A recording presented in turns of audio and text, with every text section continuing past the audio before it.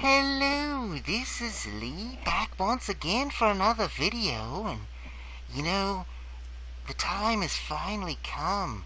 Been waiting so long for the Mae Young Classic 2018 on the WWE Network, not a paid advertisement. I'm gonna have a couple of different videos covering the material on this. This is basically my encapsulated review after watching the round one. Let me explain a few things. So, WWE has been talking for a long time about this first ever women's only pay-per-view Evolution on October 28th, 2018. It's actually not the first women's only pay-per-view. It may be for WWE, but TNA has had several all-women pay-per-views in the past. One night only Knockouts Knockdown, which I think they did 4 of them. And of course, there are many all-women's promotions out there in the world of professional wrestling. In Japan, in Canada, in the United States, Shimmer, and all of their pay-per-views are all women. So, kinda goofy, kinda silly. WWE haven't taken their own women's wrestling seriously in a long time.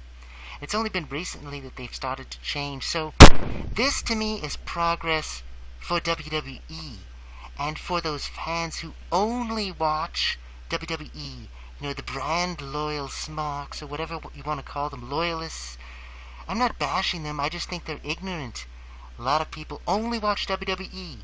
Whatever WWE says, they accept, they believe, and they know nothing else.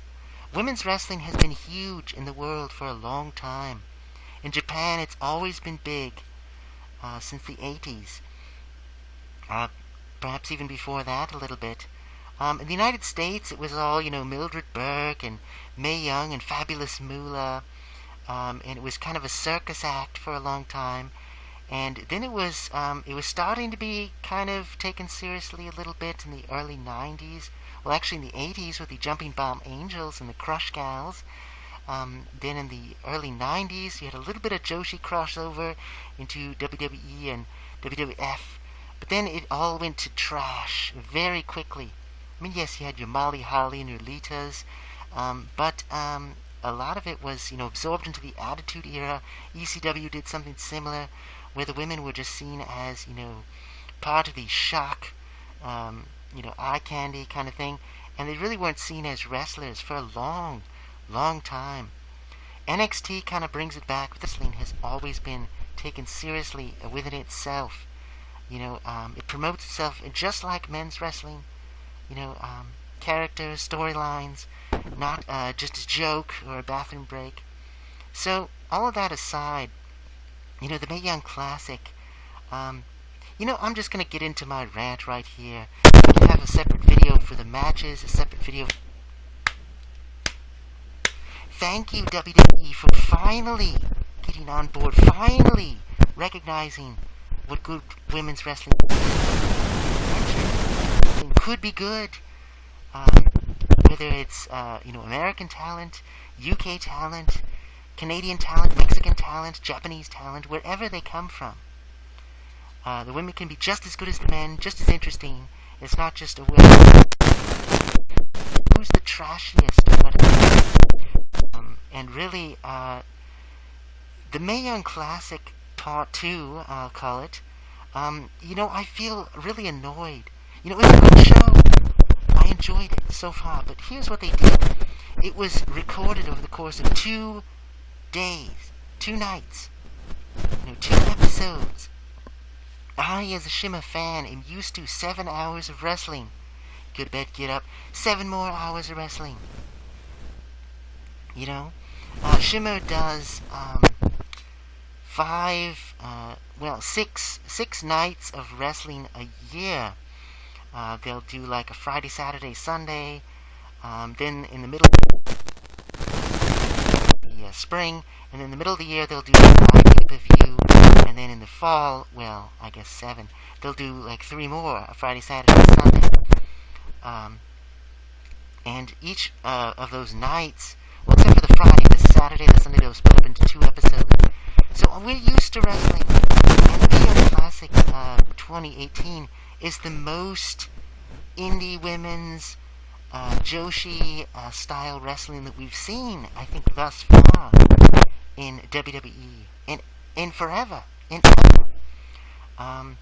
Really, it's very good, but it's taken them so long to get this far. And it was almost as good as what you'll get in indie wrestling. People bash indie wrestling on the internet. Sometimes, it goes to 2 extremes. You've got the hardcore, like, I don't know, fanboys of indie wrestling who will act like if something is indie, it's non-WWE, non-TNA Impact, it's part of some smaller federation, they'll worship it, as Wrestling Jesus would say. They will treat it as if there's nothing wrong with it, it's perfect, it's great, whatever they do is wonderful and awesome, and they just love it to death. But anything WWE does is terrible, even if it's the same thing. They will just forgive anything that comes up, anything that the big company does. The other extreme are those who will bash indie wrestling and say, oh, it's so low budget, it's so cheap, it's vanilla midgets, it's dumb, it's boring, its fans are nerds. And here's the problem with both of those things. There are a lot of problems in indie wrestling. They can't afford, to have, the best costumes and the best pyrotechnics and the best, lighting and editing, and they can't put out their products as much as they'd like. A lot of their shows are just live and that's it. No one ever sees it. Or you get something like Shimmer where, 99% of people who watch it on their televisions at home. They don't get to see it live. It's always in a small venue, very small. But the thing is, when you look at WWE, when you take away the budget, what do you have? You have a circus act where a couple of people are pretending to fight in a little padded, ring around a little stage. And that's it. Everything else is just kind of unnecessary. You got these giant stadiums, of people just screaming and bored and throwing beach balls around, and you've got these, glittery screens on everything. You've got screens on the floor, you've got screens on the posts, you've got screens up in the air. You go to these WWE live events, and unless you paid, a gazillion dollars, you're basically watching a television screen. Might as well watch it at home. And they've got these giant fireworks displays, and they get some pop star to sing a song. What does that have to do with wrestling? Nothing. It's just entertainment. World Wrestling Entertainment. Whatever. It's just silly. So, don't be so full of yourself, WWE fans. The thing is, there's a great big world of wrestling outside of WWE. And when WWE fans bash indie wrestling, they're doing so hypocritically because, 9 times out of 10, that's where the new ideas, that's where the new stars, that's where the talent, whether it's enhancement talent or regular talent, that's where it comes from, is from the indies. And people have a mistaken idea about NXT. NXT is not, they call it this, but it's not a developmental territory. The point is not to train people who've never wrestled before into becoming wrestlers so that they can be on WWE television. Yes, it does serve that purpose, but there are wrestling schools out there that teach people how to wrestle. They already go through all that stuff.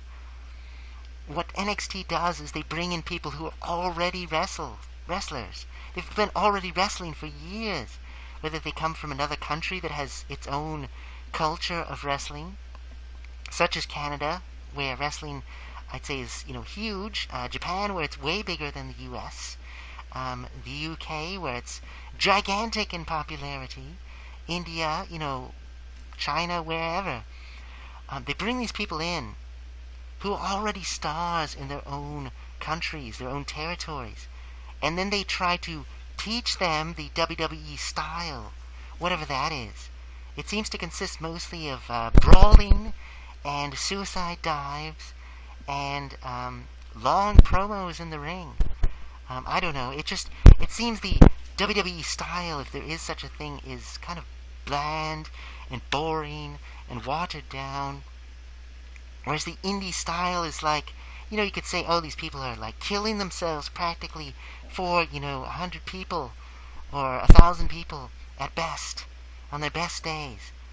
And, but then they go in front of this giant stage and they do a really bland, boring, generic match. Or they get buried. They come in and they win a couple of matches, they do a couple of cool promos, and then they're just kind of forgotten. They're left off TV, or they're made to lose to, some bland, generic star the WWE already has to try to make them look good, but it just comes across as unsatisfying. So, unfortunately, a lot of, people's wrestlers' dreams is to come to WWE just because it has the biggest audience, the biggest reach, the most amount of money, and who wouldn't want that kind of cash, that kind of platform? But they have to do what they're scripted to do. And so, for the most part, it seems like they end up being diminished by the experience.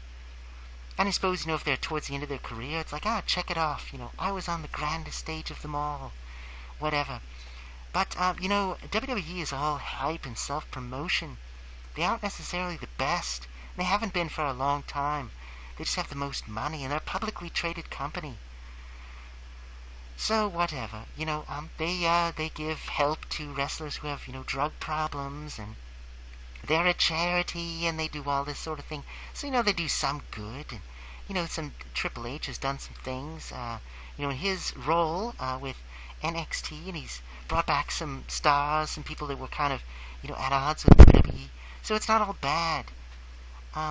But I kind of feel sad somewhat. I'm happy for these wrestlers, but I'm also sad when they come to WWE and they're just not treated well. They're not treated right, and fans wonder what the big deal is. But see, the fanboys, they're hypocritical because they would bash these stars, these indie stars. But the second that they step on the WWE stage and become shown on WWE television as anything other than a jobber who always loses, instantly they will praise them and say how great they are. But as soon as that person leaves WWE for whatever reason, all of a sudden they're garbage, they're nothing, they're nobody, they has been, and it's not their fault. 9 times out of 10, that famous phrase, overused phrase, it's because WWE just didn't know what to do with them, didn't treat them well. It's just silly and it's sad. It's kind of like, someone who says Star Wars sucks just because, a company known as Disney has just treated it like trash and bashed its fans and just ruined it. They don't know where the original Star Wars came from, what originally made it great, that its original fans weren't crazy, that there was some good. So I think fans should realize, these wrestlers have been wrestling for years. They've been winning matches and tournaments and challenges and, awards and, putting other people over for years, other places. Watch some of those matches. And you can make fun of the, stadiums that they're in aren't so big. They don't have as much, money flying around. But it's the same talent. They're the same moves, the same matches even. And actually a lot of these wrestlers have better matches outside of WWE. And that's not an indie, like, worshiper talking. That's just a fact. Watch some of those matches and you'll see what I mean. So, a lot of WWE fans are probably wondering, who the heck are these women? I haven't even heard of them until now. They're not rookies, they're not noobs. They've been around, and it's you who's ignorant. It's you who've been kept in the dark because of your brand loyalty to WWE. Now, a rant about the Mae Young Classic itself. This was recorded over 2 nights, and they chopped it up into episodes. So round 1 took place, it was 4 hours in the final edit, let's say. 4 episodes, each 1 hour long. They showed 1 every week. So it takes you a month to watch 1 night of wrestling. Barely. But it was pretty good. So what I tried to do is I tried to save it And this is why it took so long. I waited until it was all out and tried to watch it all together like a show, because that's really how it's meant to be. I don't know if the order of the matches was played with. It probably was. There wasn't a lot of preliminaries, not a lot of filler. That's fine. But anyway, I just rather watch a show rather than 4 matches and then wait a whole week to watch 4 more. Because really, these were good matches, but I'm used to much better quality. So, if I get 2 good matches and 2 lackluster matches, it's kind of a slog. I'd rather fast forward. But I force myself to watch everything. And really, if you've never seen women's wrestling before and you're willing to give it a chance, you'll probably enjoy it. So that's my initial rant review, if you will. Otherwise, I didn't have a lot of problems with the presentation. I mean, it's only on the WWE Network. It's all from Full Sail University, where they did the last Mae Young Classic. It's a little bit more polished.